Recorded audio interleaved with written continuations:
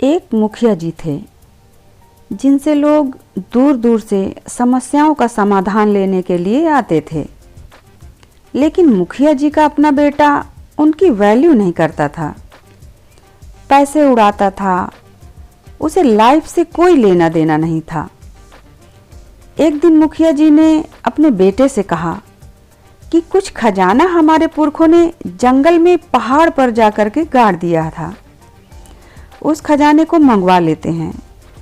और कहा कि सुनो, एक बैग दे रहा हूँ, इस बैग में कुछ सामान है, सामान को देखो और यात्रा पर निकल जाओ। लड़के ने देखा, उसमें 4 जोड़ी कपड़े, एक टॉर्च, कुछ खाने पीने का सामान था, कुछ पैसे थे और साथ में उस खजाने तक पहुंचने का नक्शा था। लड़का पिता को प्रणाम करके निकल जाता है। लड़का चलता रहा। कब दिन हफ्तों में, हफ्ते महीनों में बदल गए, उसे पता नहीं चला। तरह तरह के लोगों से उसका सामना हुआ। कुछ ने उसे लूटने की कोशिश की, कुछ ने मदद करने की कोशिश की। दुनियादारी क्या होती है उसको समझ में आने लगी थी। उसे तो खजाना लेना था। उस नक्शे के मुताबिक वह पहाड़ की चोटी पर एक पेड़ के नीचे पहुंच गया जहां खजाना था। लड़के ने जमीन खोदना शुरू किया, लेकिन कुछ नहीं मिला।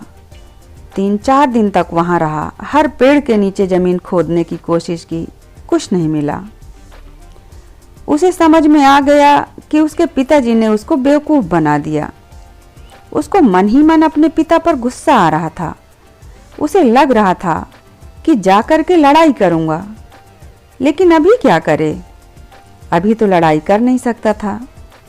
वापस पहाड़ उतरना शुरू किया। उसके पास में पैसे खत्म हो चुके थे। जब लड़का पहाड़ उतर रहा था, शाम का समय था, सूर्यास्त होने को था। हल्की सी लालिमा सूरज की थी, पेड़ चमक रहे थे। वह सुहाना दृश्य था। उसे पहली बार प्रकृति से प्यार हो गया। यात्रा को एंजॉय करते हुए आ रहा था। पहाड़ के नीचे नदी बह रही थी, वहीं पर रुका। रात में नदी किनारे रुकने का माहौल ही अलग था। मौसम बदल रहे थे और यह लड़का भी धीरे धीरे अंदर से बदल रहा था। इसको हर उस चीज में मजा आ रहा था जो इस प्रकृति में थी। सनसेट देखता, सनराइज देखता, पेड़ों पर बैठा रहता, घंटों तक नाचते हुए मोरों को देखता रहता। जब हल्की बरसात होती उसे एंजॉय करता। जब वापस आ रहा था तो उन सब लोगों से मिला और सोचा कि इन लोगों की मदद करता हूँ। इन्होंने मुझे भोजन करवाया था, अपने घर रुकवाया था, तो उनके खेतों में काम करने लगा। थोड़ा बहुत पैसा भी मिला। अब की बार आनंद ले रहा था। जिंदगी के हर उस मौसम को जीते हुए आ रहा था जो उसके सामने था। जब लड़का गया था तो 8-10 महीने लगे थे, लेकिन जब आया तो 1.5 साल लग गए।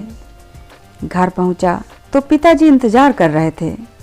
देखते ही बच्चे को गले से लगा लिया और लड़के से पूछा कि कैसी रही यात्रा, खजाना मिला कि नहीं। लड़के ने बस एक जवाब दिया कि पिताजी, जब मैं वहां पहुंचा उससे पहले ही कोई खजाना लेकर के चला गया था। लड़के ने सोचा कि यह क्या बोल दिया, मुझे तो इनसे लड़ाई करनी थी, मैंने क्या कह दिया। तभी उसके पिताजी ने कहा कि बेटा, वहां कोई खजाना नहीं था, मैंने तुम्हें ऐसे ही भेज दिया था। क्यों भेजा था बाद में बताऊंगा, पहले बताओ कि यात्रा कैसी रही। तो लड़के ने कहा कि यात्रा के बारे में क्या बताऊं, जब मैं जा रहा था तो मेरे सामने लक्ष्य था और उसी लक्ष्य को हासिल करने के लिए बस चला जा रहा था। मुझे पता ही नहीं चला कि मेरे आसपास क्या हो रहा है। जब खजाना नहीं मिला और वापस आ रहा था तो हर उस मौसम को जीते हुए और लोगों से मिलते, दुनिया को समझते हुए आया। तब मुझे बड़ा मजा आया। जीने का मौका तो मुझे वापस आते वक्त मिला। जब लड़के ने बात बताई तो उसके पिताजी ने कहा कि बेटा, बस यही जिंदगी का मकसद है। जिंदगी में गोल होना अच्छी बात है, लेकिन गोल तक की जो यात्रा है उसे जीना सबसे ज़रूरी बात है।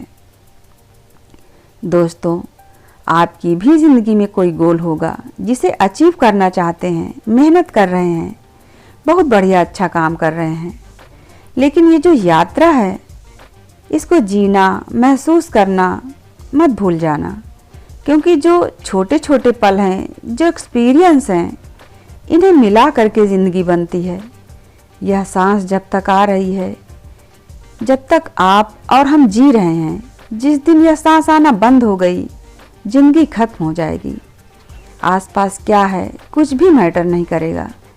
इसलिए अपनी ज़िंदगी के हर पल में मुस्कुराना शुरू कीजिए। ज़िंदगी का मकसद सिर्फ़ और सिर्फ यही है कि आप खुश रहें और दूसरों को खुश रखें। धन्यवाद।